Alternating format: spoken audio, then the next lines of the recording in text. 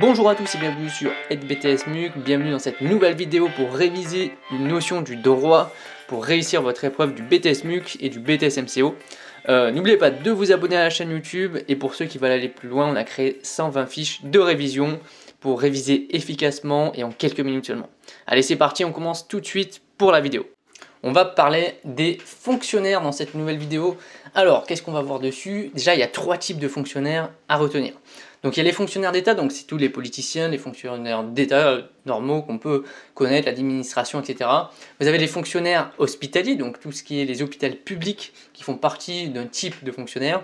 Et vous avez les fonctionnaires territoriaux, donc là c'est au niveau des collectivités territoriales, des mairies, donc là vous allez avoir le jardinier, le cuisinier, les établissements scolaires, etc. Tous ces genres de choses qui sont prises en compte dedans. Alors, condition d'accès pour être un fonctionnaire, il faut réussir un concours. Donc vous avez le concours de catégorie A, de catégorie B ou de catégorie C. Donc pour pouvoir postuler à ces concours, il faut un certain niveau de diplôme. Voilà, il y a plein de conditions annexes qui sont nécessaires pour être fonctionnaire. Déjà, vous avez la nationalité française pour intégrer la fonction publique française, évidemment. Vous avez, il faut être majeur pour pouvoir postuler à ces différents concours, donc avoir plus de 18 ans. Il faut avoir fait sa journée d'appel, ou en tout cas sa journée de citoyenneté, c'est comme ça qu'on les appelle. Et bientôt, j'imagine, le nouveau service militaire, enfin pseudo-militaire qui sont en train d'instaurer, fera partie de ces conditions pour pouvoir être fonctionnaire. Vous avez aussi l'obligation d'avoir un casier judiciaire vierge pour pouvoir postuler ce type de fonction et vous devez jouir de tous vos droits civiques, donc en gros ne pas avoir été condamné du droit de vote et compagnie. Donc voilà, comme je vous disais avant, il y avait des conditions de diplôme pour pouvoir postuler à ces concours en fonction du niveau justement du concours que vous visez. Donc catégorie A, il faut avoir un bac plus 3 pour pouvoir postuler. Catégorie B, il faut avoir un bac, il faut juste avoir un bac il me semble. Et catégorie C, il faut avoir au moins le brevet, il me semble. Voilà. Donc ça c'était pour les conditions d'accès. Concernant d'autres informations, les droits des fonctionnaires, donc ils ont droit évidemment comme les salariés à une rémunération, à des congés payés, à des congés, etc. C'est normal. Ils ont aussi le droit à une protection fonctionnelle, donc c'est une assistance juridique dans le cadre de leur travail. Par exemple, les policiers dans le cadre de leur travail, ils peuvent être agressés verbalement ou même physiquement par des personnes dans le cadre justement de leur travail. Et par rapport à ça, peut-être qu'il y a des personnes qui ne seront pas contentes, donc ils vont porter plainte contre ces policiers.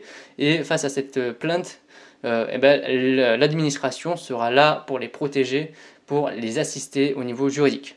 Deuxième chose, ils ont le droit au syndicalisme et à faire grève.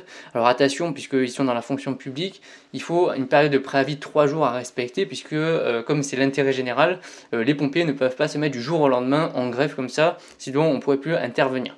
Donc il faut qu'il y ait un délai de préavis qui soit mis en place. Et évidemment, ils ont le droit aussi, comme les salariés, à un parcours de formation, à suivre des formations tout au long de leur carrière pour développer leurs compétences et du coup pour aller vers d'autres fonctions par exemple.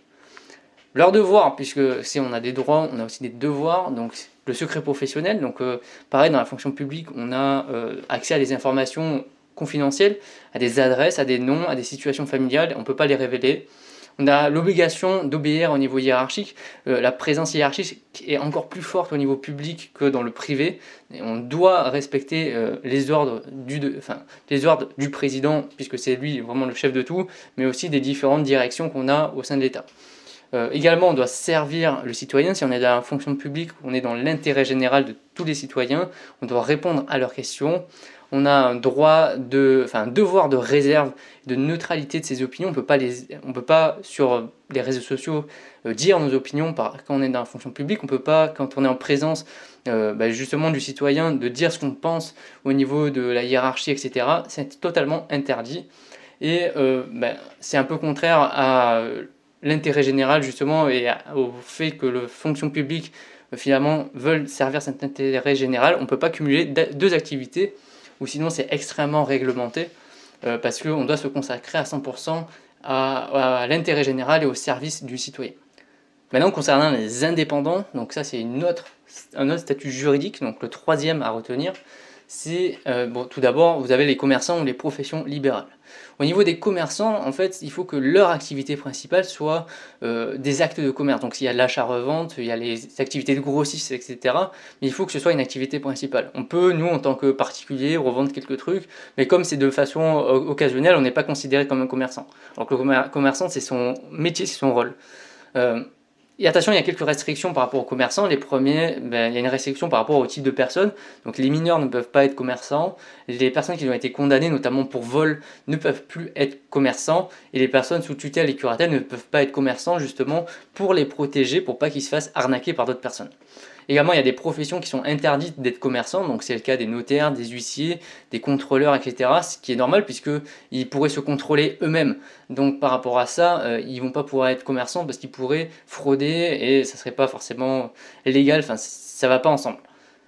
Autre profession, donc les professions libérales, maintenant, donc c'est une profession qui est extrêmement réglementée parce qu'il y a déjà des conditions de diplôme et des conditions d'expérience professionnelle pour pouvoir être en profession libérale. On est quand même à notre compte, hein, je vous rassure.